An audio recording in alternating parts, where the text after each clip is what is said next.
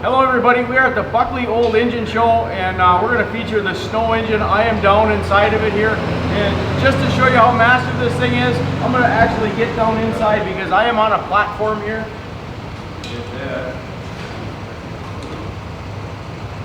Goodbye. And I am actually still not at the bottom. There's another ditch down here that I cannot get in. I hope you enjoy the footage. We're going to be running this engine here shortly. Stay tuned.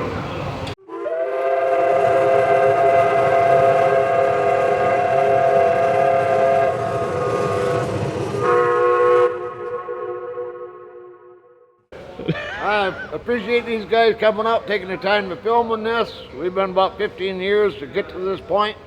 We finally got it running last year, and it's quite a crowd pleaser. So Sweet. We're glad to have you here, come around and visit the engine. This engine here was acquired out of West Virginia. These were used in the gas fields to pump natural gas from the field to a usable source towards New York, Pennsylvania, back in 1907 when this was built. This engine run until 1964 when it was retired, bought by a oil company, set for 40 years.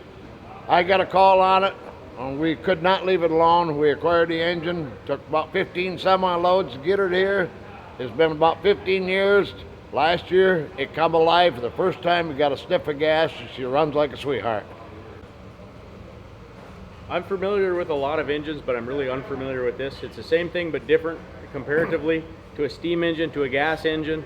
So I'm gonna turn it over to the man with the answers here and let him explain this thing to you because we're way better off. Yeah, this snow engine's got a 23-inch bore diameter, 48-inch stroke. It's called a twin because it's got two pistons, one stacked in front of the other on a common cross rod. It's a compound fire, stating it fires forward and backwards. This one is the only one known so far. I hope somebody lets me know if there is another one. It is called a twin. It has a twin over here. The other three, there's a single at Rolag, there's a single at Cool Spring, and Florida's got a smaller one. But all of them with just one-sided. So I've hit this a couple times. If there is another one out there, I would sure like to know. So this is one of the only gas engines that I know that actually fire both ways. I mean, a steam engine will push the cylinder both ways, but in a car it only fires one way, which is down. This is right at the steam era. Yeah. This is actually just a glorified, it's actually a steam engine on steroids. Yeah. So the gas is just coming in. So pretty exciting for you gearheads that this is like a combination engine. But technically it only runs on natural gas, but very interesting. Yeah, back in the day, this was just high tech. Right now, absolutely. Wow, look what we've got. So, and this, I gotta say, is probably one of the longest camshafts that I ever seen. Look at the size of this camshaft. And this is your lobe here. And this is the rocker arm that opens your valving. Close to 3,000 pounds camshaft on this. I'm not sure if you heard that, but he says about a 3,000 pound camshaft, almost 50 feet long. The camshaft is way down there. Oh, we can't even get to it. See if I can show you guys what he's talking about. And this is the pit. We'll go in there in a little bit here, but right there next to that gear is the end of that camshaft, and I think there's two of them. So we are actually in the snow engine. I am at the lowest point, and the crankshaft has got to be 8 feet off the ground. I mean, this is incredible. So for more reference, I'm actually 6'2", and I can barely even just touch the center of the wheel from where I'm standing. The center of the crankshaft was another 2 feet above your hand. Exactly. So that thing is massive. I'd love to see the bearings that are on the sides of this thing. Yeah, they had to put a big pit in here because this flywheel is so huge. You'll see how big in just a moment. So for reference, there's the bottom if you guys can see that. And just underneath those trusses is the top. Huge.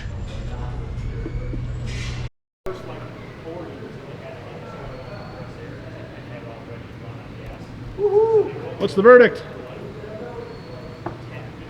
Rare footage that you've never seen. Stay tuned for snow footage. Okay, This engine, the snow engine, requires a lot of cooling. So under that piece of ground here, we got a 2,000 gallon tank. The water comes back into with a pump, picking it up to this top cooler up here, which is an open atmosphere cooling system. It's just a little great waterfall. There's about 500 gallons of water in that. There's 2,000 in the ground. There's about 500 in the engine. The green tanks are air tanks for starting. The propane tanks behind. When this is running, we're only running on half of the engine, which is 4 combustion strokes. It uses about 60 gallons of propane an hour. That's at a dead idle.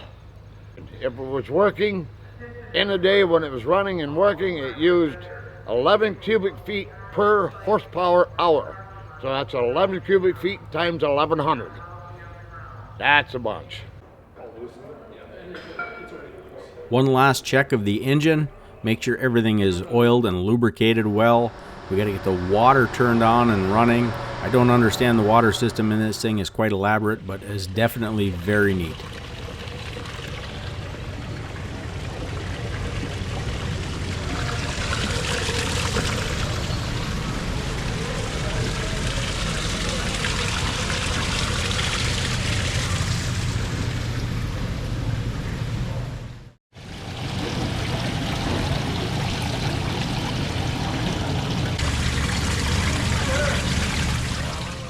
This is engine number 123. When this was in West Virginia where we got it, 124 would have been sitting right over it in the south outlet. But unfortunately, that one got gas axe, and they got rid of it.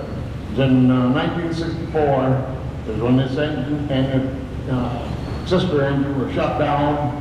The elder family bought it. They had a well drilling business. They wanted the building, so they put bids on the building and the property. All the gas lines were cut off and tapped. The 2 engines stayed in there. They broke up that engine so they can get the spud rate and tuning in there. Their great-grandfather, we dealt with the 3rd generation. The great-grandfather said he didn't have the heart to break this one up. He hoped someday it would go somewhere and get reserved. Well, Ripley's up there looking at us and thanking us. We should have thanked him for getting the engine. I'm going to have to talk to Steve and Adam on these whistles. I won't be saying too much more other than that. We're going to fire it up and start on compressed air. I got tanks outside to build up. This is my air valve. It starts by coming up through here, through the air cams. Each one of these lines is connected to one of the cylinders. This is just an air distributor pin right here. As this will turn, it's already tied to a piston that is just over top that center on a power stroke, so the valves are closed. The air gets admitted in through here, rolls it back, till just about dead center before the crank goes around. One of these has already found another cylinder that's ready to get pushed back, so it just choke, and away she goes. Once it gets rolling, I turn the master gas valve on, watch it a little bit, look at the ignition, and look up and say, yeah, please, one more time. Okay, have fun with these cameras ready. Thanks for coming. Where? He's out of there? Okay. There she goes.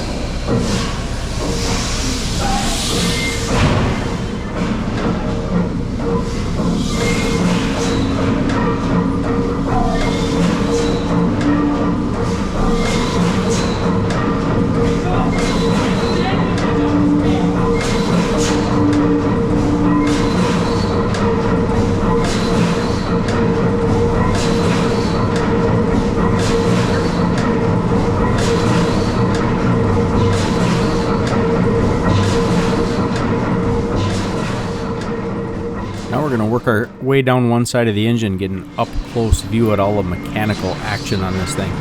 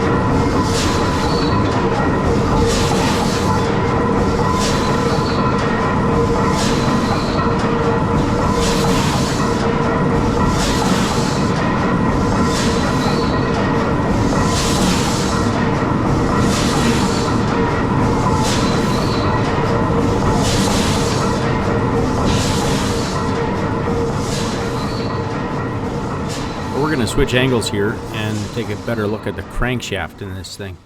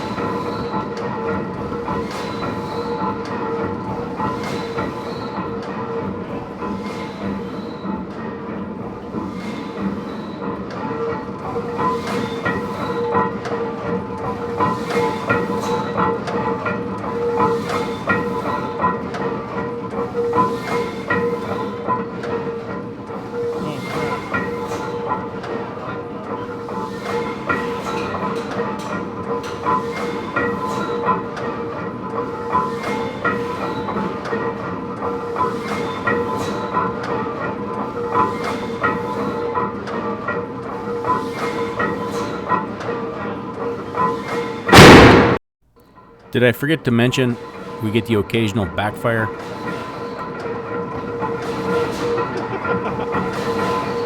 had a scripted explosion.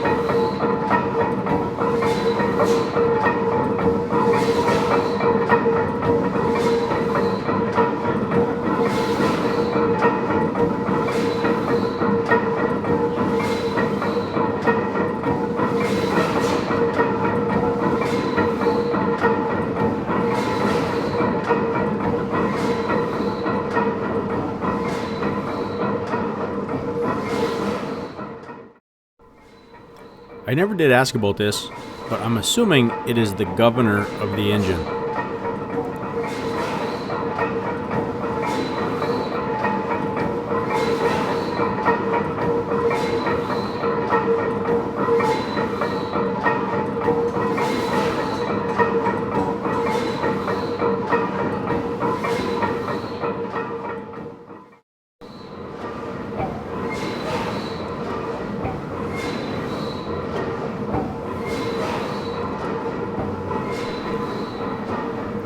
So if you're interested in seeing this engine run in person, look up the Buckley Old Engine Show. I highly recommend it. Going to see this thing run and listen to it. It is simply amazing. I can't even imagine all the work that went into loading this, taking it apart, putting it on semis. What do you say, 15 semi loads? Hauling it here and then trying to put this thing back together. It is a monster.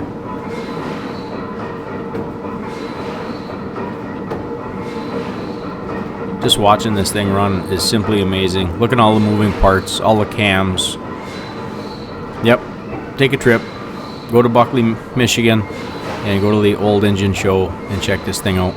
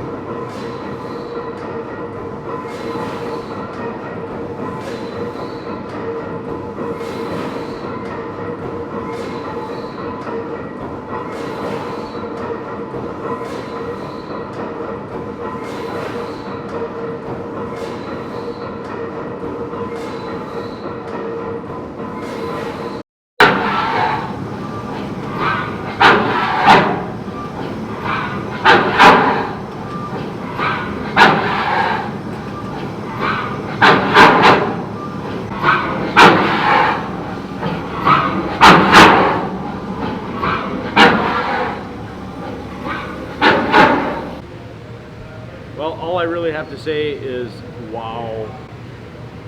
This is an amazing piece of history. This is an amazing machine.